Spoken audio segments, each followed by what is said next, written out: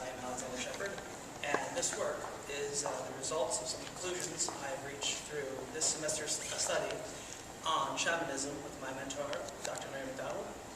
And these conclusions also date back to some earlier studies I've done on the natures of Western mysticism and the ideas of religious philosopher Mircea Eliade.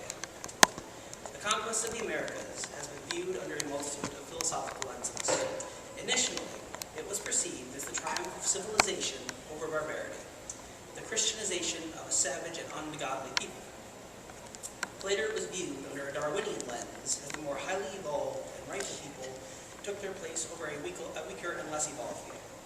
As historiography continued to evolve, the roles were soon reversed. The indigenous were put on an altar of helplessness, and the white settlers were thus turned into immoral villains.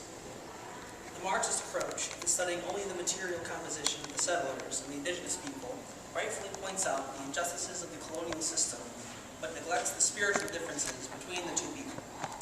It seems many books on the conquest these days only seek to highlight certain atrocities and certain moments in colonial history. While these moments, whether they be the landing of Columbus's ships, or the completion of Manifest Destiny, or the near extermination of the buffalo, are all extremely important, they do not properly look at the real psychological, spiritual, and psychological differences between the two peoples.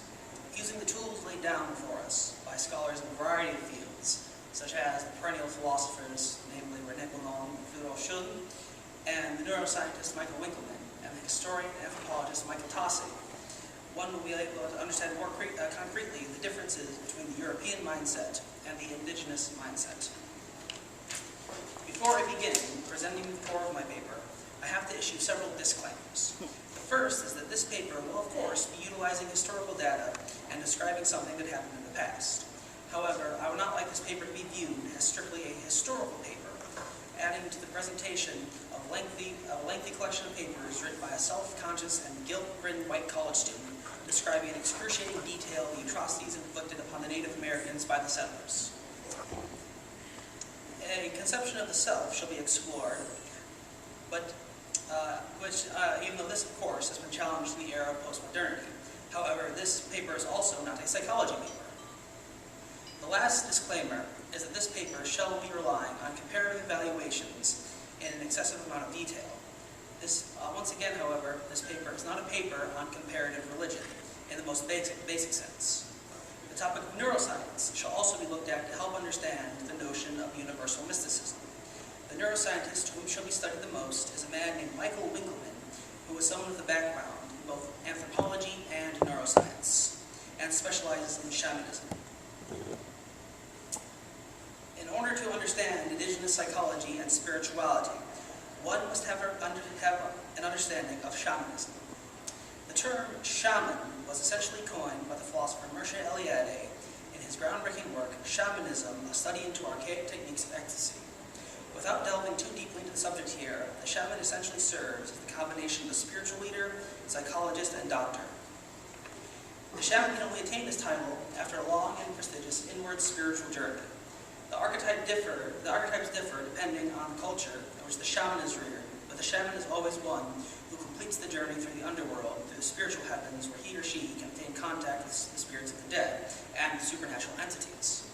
The shaman attains this state through a series of physical and spiritual trials, which often include the taking of hallucinogenic drugs, excessive periods of fasting, escaping to the mountains or escaping to the forests for long periods of time, and generally contacts with certain kinds of animals.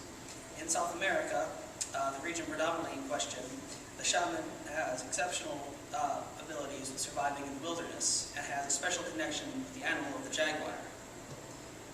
It's important for the sake of establishing a construct of consciousness to look at the perennial traditionalists. The traditionalists, or perennialists as they were called, were a group of reactionary philosophers who flourished primarily in the early 20th century. They began with a French mathematician and philosopher named LeMoyne, who lived from 1886 to 1951. Several individuals succeeded him, most notably Frédéric Schoen, philosopher and world religion scholar. The traditionalist notion of religion and civilization states that there is a universal spiritual principle that can simply be called God. Societies can be measured on the basis of their spiritual health, given by how much they have contact with God. This is not confined to any particular dogma. The end goal of every human individual is to ascend and attain a supreme state of annihilation in the face of God. Why mention and pay so much importance to the traditionalists? Even though their views are relatively unscientific and that they cannot be quantified or left with the possibility of refutation, they present a wealth of important data that is essential for the study of Native American religion. What is important from the traditionalists is they recognize the common motif of monotheism within society. Another reason why the traditionalists are important for the study of shamanism as a universal construct is because they explore in great detail like forms of shamanism that are found within virtually every culture around the globe. The shamanistic notion of self-annihilation is found virtually in every single religious tradition. Neuroscientist and anthropologist Michael Winkelmann offers a more realistic and practical explanation for perennialism. Winkelmann explains shamanism as the access to conventionally untapped areas of the human mind that were crucial for early stages of human brain development. He postulates that shamanism, and religion for that matter, developed in the human mind earlier than human language. This explains thus the reason why traditionally only a few have, in the modern era, had the capability of actually becoming a shaman, and why, in classical shamanistic cosmology, everyone was a shaman at one point. Winkelmann argues that shamanism essentially unifies the various parts of the mind, and that as societies become more and more distant and apathetic towards inward spiritual ascension, the mind becomes more fragmented and disoriented. To quote Winkelmann, shamanistic processes intensify connections between the limbic system and lower brain structures and project these synchronous integrative slow wave discharges into the frontal brain. These integrative dynamics enhance attention, self-awareness, learning, and memory, and elicit mechanisms that mediate self, attachment, motives, and feelings of conviction. 194. Without falling into the aforementioned trap of romanticizing the Native American lifestyle, common in many academic settings these days, it is worth exploring some of the differences in the treatment of human beings between the settlers and the indigenous people. Two key differences lay in the imposition of slavery and debt. While, of course, there were atrocities and brutalities committed by the Aztecs and Incas, many of the more primitive people based in the jungle did not have slavery on such a massive and dehumanizing scale that was instilled by the European empires and the rubber companies. Anthropologist and historian Michael Taussig notes that indigenous people treated their slaves much more like guests than conventional slaves. Additionally, there was no conception of debt, so to speak, as society was established on a much more concrete notion of sharing than personal acquisition. It is worth exploring, in light of the notion of European colonialism, the notion of Christian mysticism and self-annihilation. Meister Eckhart, Christian mystic, philosopher, and theologian, based the core of his philosophy on the classical Christian notion of theosis, commonly accepted in the Eastern Orthodox tradition, yet much more controversial in the Western Church. All these themes that Michael Winkelmann discusses in regards to the spiritual notion of shamanism, that is soul flight, self-annihilation, and self-realization, can be found in Meister Eckhart. He dedicates a great deal amount of work to discussing, in his view, the end result of a properly Christian life, which is to ascend and achieve a state of spiritual purity through having their egos slain. To quote Eckhart, "But when Christ, God's Son, has been formed in us so that we are in his true Son, and we are God's sons after every unlikeness has been cast off, we shall be like him, for we shall see him just as he is, having been made one in him and through it." End quote.